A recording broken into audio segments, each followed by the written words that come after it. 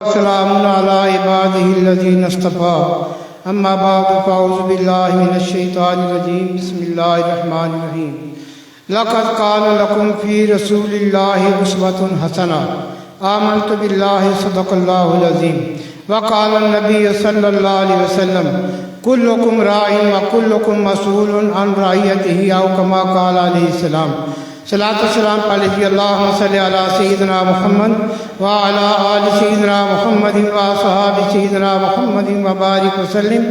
معزز سامعین کرام، علماء کرام کی ایک نورانی جماعت اور ہمارے سیاسی قائدین اور عوام اہل سنت کا یہ مبارک اجتماع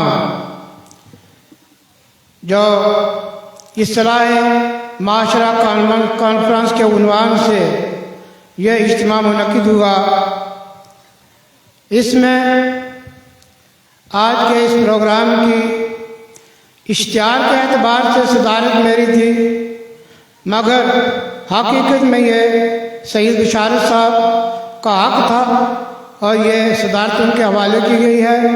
صدارتی خطبہ بھی ہوگا اور حقیقی بیان بھی ان کا ہوگا۔ میں تھوڑی دیر کے لیے اصلاح معاشرہ کانفرنس کے عنوان پر چند باتیں علماء سے کروں گا اور پھر تھوڑی سی باتیں اپنی عوام اہل سنت سے کروں گا۔ میرے آقا صلی اللہ علیہ وسلم جو دین لائے وہ قرآن کی صورت میں ہے، جس قرآن پاک نے صاف اعلان فرمایا لقد کان لکم فی رسول اللہ اسوۃ حسنہ۔ زندگی گزارنی ہے میرے نبی کی زندگی کو پڑھو، اگر دنیا سنوارنی ہے میرے نبی کے اعمال، میرے نبی کے اقوال کو پڑھو، اگر اللہ کے محبوب بننا چاہتے ہو میرے نبی کے غلام بن جاؤ۔ تو گویا کہ دنیا اور آخرت کی کامیابیاں ہمیں اپنے نبی کی غلامی میں مضمر ہیں۔ آج کی یہ کانفرنس، اس سے ہمیں کچھ سبق حاصل کرنا ہے۔ مجھے آج کے خطیبوں کا بیان بہت اچھا لگا، اپنے اپنے عناوین پر جو انہوں نے بیان کیا وہ مبارک ہے۔ اللہ تعالیٰ ان کے علم میں برکتیں عطا فرمائے۔ مفتی عبدالحمید صاحب، مولانا بشارت ثقافی صاحب نے ایک جاندار خطاب کیا۔ میں گزارش کروں گا آپ سے کہ جس طرح ثقافی صاحب نے ایک بیان کیا، اسلام کبھی مٹ نہیں سکتا، اسلام کو کوئی خطرہ نہیں، کیا اس میں کوئی شک ہے؟ کوئی شک نہیں۔ میں یہ کہوں گا اسلام تو مٹ نہیں سکتا، مگر مسلمانوں کو اپنی فکر کرنی ہے۔ اسلام مٹ نہیں سکتا پر مسلمانوں کو اپنی فکر کرنی ہے۔ قرآن مٹ نہیں سکتا مگر قرآن کے حافظ آپ نے اور ہم نے تیار کرنے ہیں۔ مدارس جو ہیں اپنے مقام پر ایک مقام رکھتے ہیں، مگر مدارس کس نے قائم کرنے ہیں؟ فرشتوں نے۔ مسجدیں آباد کرنی، مسجدوں کی بقا اسلام کی بقا میں مضمر ہے، مگر مسجدیں کس نے بنانی ہے، کس نے آباد کرنی ہے؟ فرشتوں اور جنوں نے آگے ہم نے بنانی ہے اور ہم نے آباد کرنی ہے۔ کہنے کا مفہوم یہ ہے، آتے ہوئے میں آپ نے عزیز کوثر صاحب سے بات کر رہا تھا، ایک تبصرہ کر رہا تھا، فلانا آدمی سنی سے یوں عقیدہ تھا مگر اس کے لڑکے تھا بھابی بن گئے۔ ایک تبصرہ چلا، فلانا آدمی بڑا افسر ہے اور اس کا خاندان بڑا اچھا تھا مگر باقی والے اہل حدیث بن گئے۔ اب ایک سوالیہ نقطہ یہاں آتا ہے، یہ چکر کیا ہے؟ خاندان پیچھے سے سارا سنی آ رہا ہے، آگے نسلیں بگڑتی جا رہی ہیں، اس کا کارن کیا ہے؟ اس کی وجہ یہ ہے کہ یہ سب بنیادی غلطیاں ہماری ہیں۔ میں علماء کی اس طرح توجہ لاؤں گا، جس طرح ہماری جماعت کے اندر ایسے نڈر عالم دین سید بشارت صاحب جیسے پیدا ہو جائیں اور یہ میدان عمل میں اتر جائیں، مولانا عبدالحمید جیسے، مولانا بشارت ثقافی جیسے آ جائیں۔ میں نے اپنے کانوں سے سنا ہے کہ وہ آستانے وہ قوم کا ہیں جو میرے نبی نے امت کو عطا کی تھی۔ سیدنا صدیق اکبر سے وہ قوم کہیں شروع ہوئی،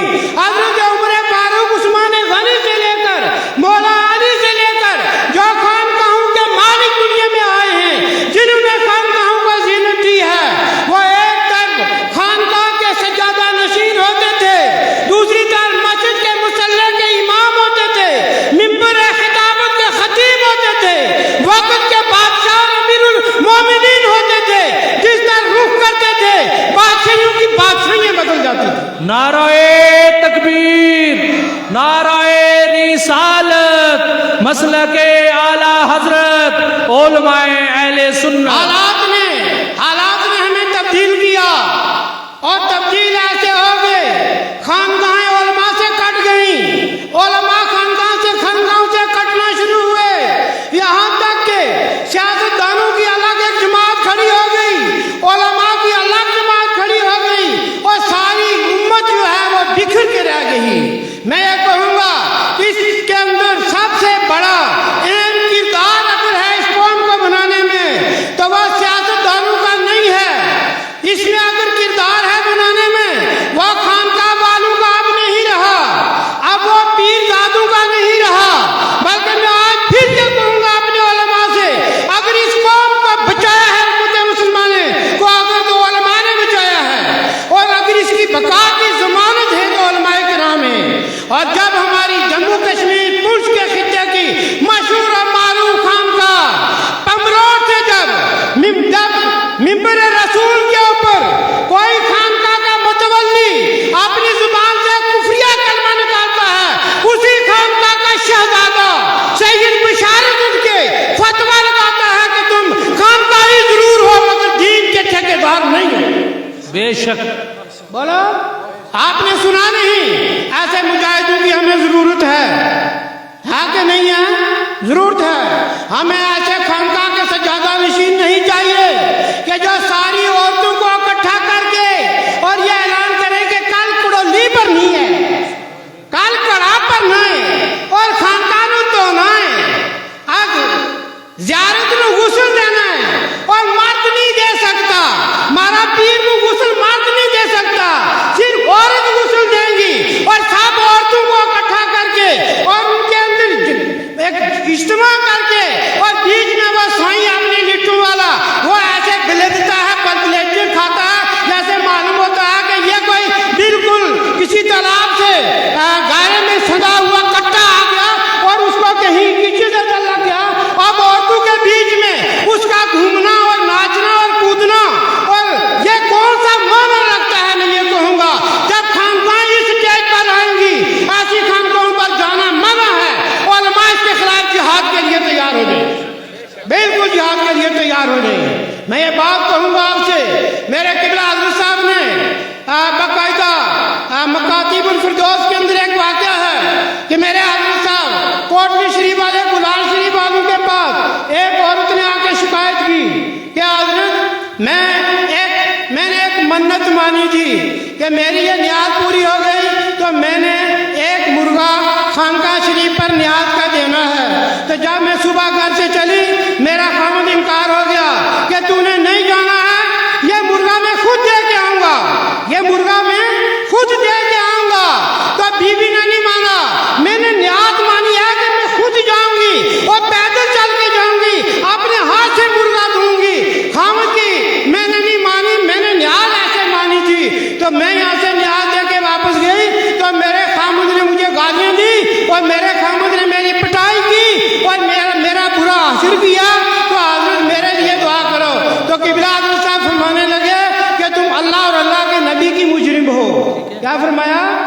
اللہ اور اللہ کے نبی کی مجرم ہو. جس نبی کا حکم یہ ہے کہ اگر اپنی امت میں اگر کسی کو سجدہ کرنے کی اجازت دیتا تو خامد کو بیوی کو کہتا خامد کے آگے سجدہ کر. بے شک کیا بات ہے خامد کا. اور پیارے آقا صلی اللہ علیہ وسلم ارشاد فرماتے ہیں کہ جو بیوی خامد کی نہیں ہے وہ نہ کسی ولی کی ہے، نہ نبی کی ہے، نہ خدا کی ہے، وہ اللہ کی بھی نافرمان ہے، نبی کی بھی نافرمان ہے اور اسلام کی بھی نافرمان ہے. اسلام اجازت نہیں دیتا. اب میری یہ پہنے چلی جا اور جا کے خامد کو معافی مانگ. آج تو بات آنے کی ضرورت نہیں ہے، اب نیاز بننا کرو تو کار والی بھیجا کرو، نہیں نیاز دے جاتے. یہ ہے خانقاہ. یہ کیا ہے؟ خانقاہ. ہماری مینڈل کی ایک پڑھی لکھی لڑکی جو کہ ٹیچر ہے، میں یہ اسلام معاشرہ کانفرنس سے چند باتیں کروں گا. ٹیچر ہے اور وہ چلی گئی اپنی کسی سہیلی کے کہنے سے باجی صاحب کے یہاں کالا کوٹ چلی گئی. باجی صاحب نے کہا بیماری کی ساری یہ ختم نہیں ہونی، اب تم کو ایک ہفتہ ادھر رک سو، اگر بیماری دور کرنی ہے ایک ہفتہ رک سو. ایک ہفتے میں وہ باجی کی عاشق ہو گئی. ایک ہفتے میں وہ باجی صاحب کی عاشق ہو گئی.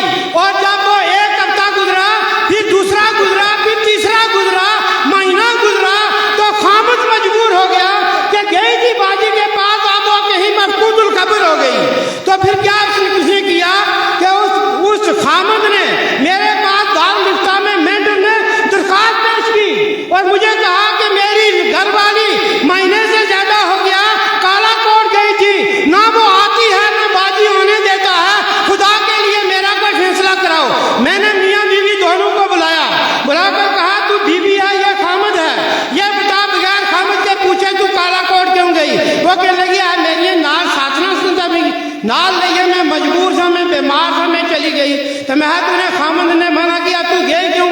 نہیں باجی صاحب نال عشق ہو گیا، میں انہوں نے غلام بن گئی ہوں، میں انہوں نے گولی بن گئی ہوں۔ اور باجی صاحب اگر میں راتی 12 بجے آسن نا کہ تو کالا کوٹ آ تو میں ننگے پیرے تو کالا کوٹ آساں، تو میں نے کہا تو جہنمی ہے، تو اللہ رسول کی گستاخ ہے، تو خامد کی نافرمان ہے، تیرے لیے کوئی جگہ نہیں جب تک خامد سے معافی نہ مانگے۔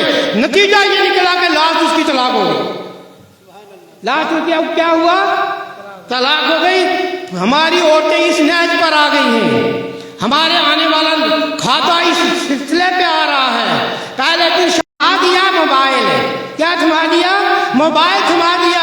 میرے پاس 2 درجن سے زیادہ درخواستیں پڑی ہیں اسی موضوع پر، اور جب وہ خامن نے درخواست دی کرتے ہیں، آٹا گوندتی ہے تو تب بھی موبائل یہاں، چاول بناتی ہے تو موبائل یہاں، سبزی کترتی ہے تو موبائل کان کے پاس۔ تو سسو نے کہا او خدا نے بنجی ہے بچی یہ تو کیا کرنا نے گولا ہر والا رکھا وہ کام کر سکے ہر والا ٹک ٹک نہ کر رہا چھوڑ تو اور بڑھیا ہے وہ زمانہ گیا، یہ نواں زمانہ آ گیا۔ تو جب اس کے ڈاٹ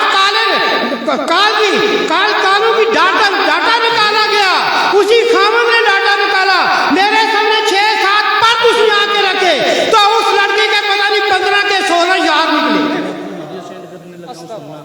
سمجھو ہم اس اسٹیج پر جا رہے ہیں، آپ کہہ رہے ہو اسلامی معاشرہ مولوی کس پر ہوئے؟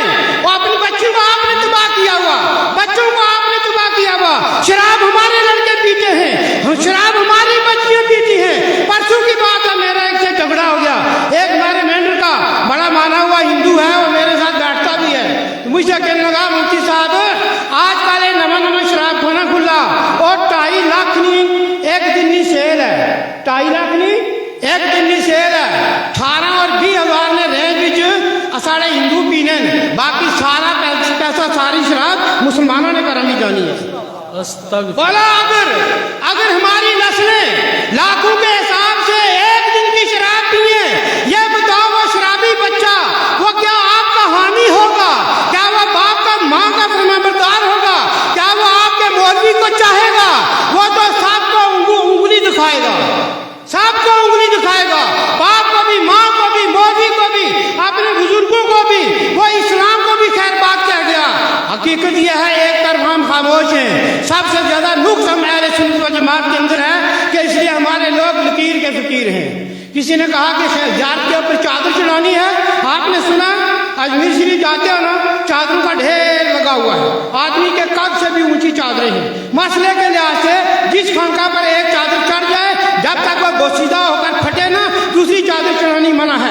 سب سے بڑی خانقاہ ہندوستان کے اندر ہندوستان کے راجے کی ہے، خواجہ اجمیری کی ہے۔ اگر خلاف شرع باتیں وہاں شروع ہو گئی ہیں تو پھر کہاں سے اسلام تلاش کرو گے؟ وہاں کیا ہوتا ہے، میں نے اپنے آنکھوں سے دیکھا، سجادہ نشین حضرات کیا کرتے ہیں کہ وہ چادروں کے ٹھیکے لگاتے ہیں، 12,000 15,000 16,000 ٹھیکہ ہوتا ہے، پھر وہ مریدوں سے کہتے ہیں اے 15,000 کی چادر ہے 15,000 پورا کرو، اور سارے چلنے اور سارے وہ جانے والے باہر کے حضرات 2,000 3,000 تک ڈالتے ہیں، وہ چادر کا پیسہ پورا کرتے ہیں اور سارے اس کے دامن رکھتے ہیں، جا کے زیارت پر چادر چڑھا کے آ جاتے ہیں، اور شام کو وہی سجادہ نشین جاتے ہیں، ساری چادریں اٹھا کے اپنے کمرے میں لے آتے ہیں۔ دوسرے دن دوسرے مرید آئے، وہی چادر دوسرے دن پھر 15,000 کی بک گئی، تیسرے دن وہی 15,000 کی بک گئی۔ تو یہ سال کا ایک عرس جو ہے لاکھوں کی تعداد میں وہ سجادہ نشین کماتے ہیں، مگر حقیقت حال ان کی یہ ہے نہ وہ نماز کے قریب جاتے ہیں، ہر صبح اٹھ کر انہوں نے بلیڈ اور اس طرح پکڑ کے نبی کی سنت کی پہلے انہوں نے قربانی دینی ہے کہ پہلے تجھے صاف کروں گا، بعد میں دیکھا جائے گا مال مفت کا آ رہا۔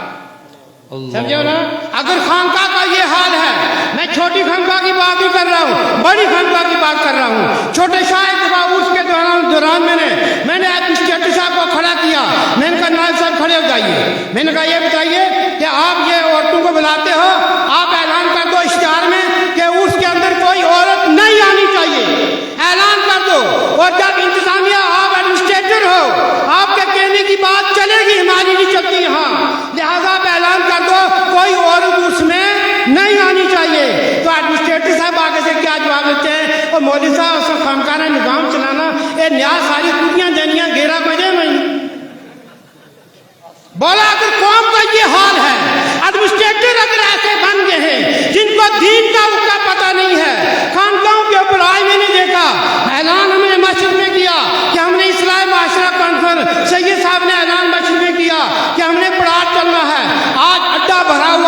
बस्तियों से। मैंने कहा किधर जा चल गई हो?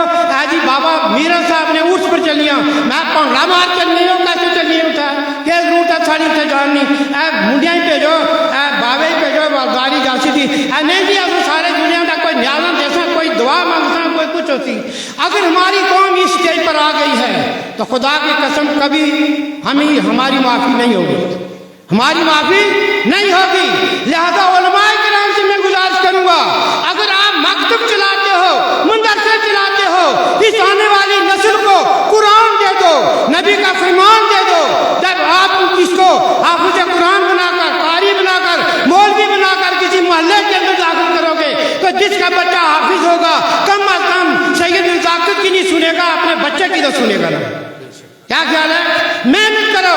और जब बच्चे हमारे बिल्कुल अनपढ़ यहाँ से MBBS कॉलेज चले जाते हैं या कहीं इंजीनियर कॉलेज चले जाते हैं, वहाँ बदअकीदा लोग जो हैं बड़े बड़े बने समरे आकर स्टेज लगा के तकरीरें करते हैं, यकदम हमारे बच्चों का जहनी चेंज कर देते हैं। जो वहाँ से चेंज होकर आता है, बाप जो है वो सुन्नी है, बेटा आले हदीस है, बाप सुन्नी है, बेटा आगे भाभी बना हुआ है।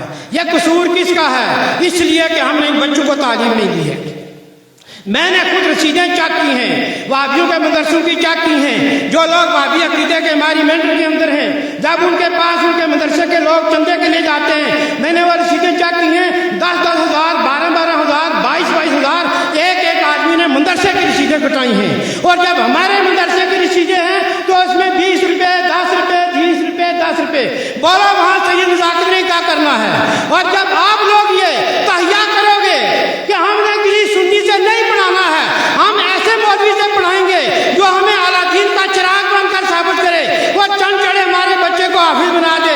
कम अज कम जो आलिम आपके मसलक का है, आपके इलाके का है, आप बाकायदा मुझे कौन से पकड़ कर कह सकते हो मुफ्ती साहब बातें बड़ी करते हो, काम करके दिखाओ। इसलिए ये वक्त है, मैं मुबारक दूंगा अपने सुन्नी उलमा को।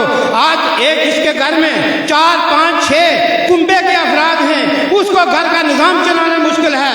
आप सैयद बिशारत साहब से पूछो, आपके पास 150, 200, 250 बच्चे हैं। अनवार उलूम में जाके देखो, मौलाना बिशारत सकावी साहब के पास जाके देखो, इनके अंदर दीनी दुनियावी दोनों तालीमों की आसानियाँ मौजूद हैं।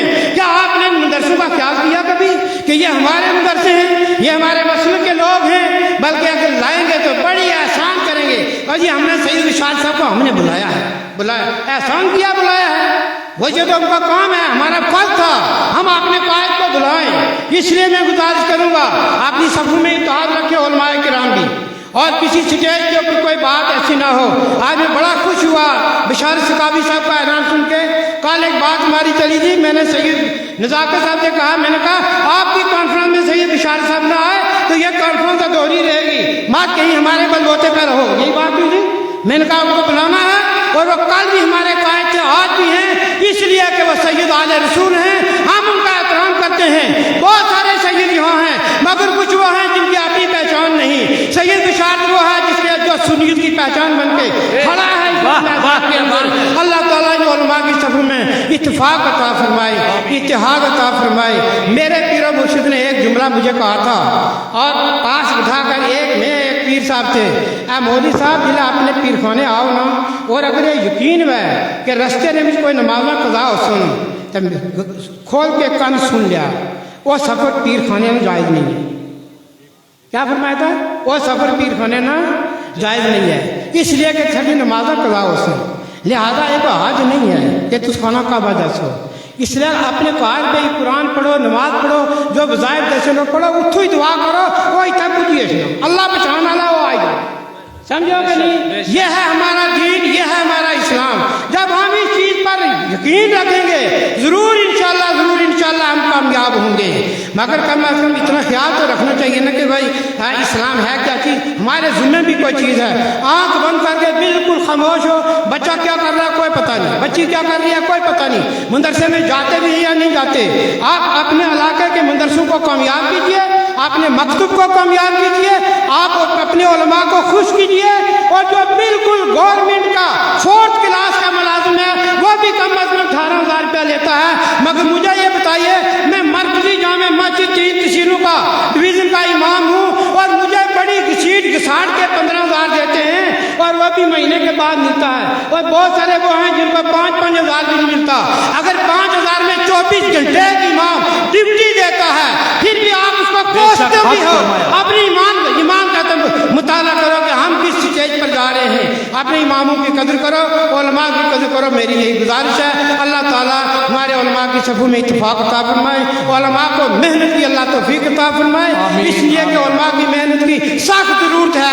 وآخر دعوانا الحمدللہ رب العالمین۔ ماشاءاللہ، بہت خوب۔ ماشاءاللہ حضرت کا بہترین اصلاحی معاشرہ پہ بہترین خطاب ہوا، آپ نے سماعت فرمایا۔ اب انشاءاللہ وقت بہت آگے جا رہا ہے، اور اب میں ہمارے جو سیاسی قائد آئے ہوئے ہیں 2 منٹ کے لیے ان سے میں گزارش کروں گا، ہماری خطہ پیر پنجال کی ایک الگ پہچان رکھنے والے محترم چودھری جاوید احمد رانا صاحب، ان سے گزارش کروں گا 2-3 منٹ کے لیے وہ اپنے خیالات کا اظہار کریں گے، اور انشاءاللہ اس کے بعد صدارتی خطبہ ہوگا، اور اس کے بعد بچوں کی دستار بندی ہوگی، نماز ظہر ادا کی جائے گی، اس کے بعد لنگر تقسیم کیا جائے گا، اور انشاءاللہ علماء اور مفتیان اکرام کی موجودگی میں یہ اعلان کیا ہے۔ حضرت بہتر جانتے ہیں حضرت کا فیصلہ، قائد کا فیصلہ ہمارے لیے سر ماتھے پہ ہے۔ میں ہمارے آئے ہوئے آج کے ہمارے سیاسی رہنما چودھری جاوید احمد رانا سے میں گزارش کروں گا وہ ممبر نور پر آئیں گے، چند اپنے خیالات کا اظہار کریں گے۔ ہم سامعین کے قلوب کو منور مجلہ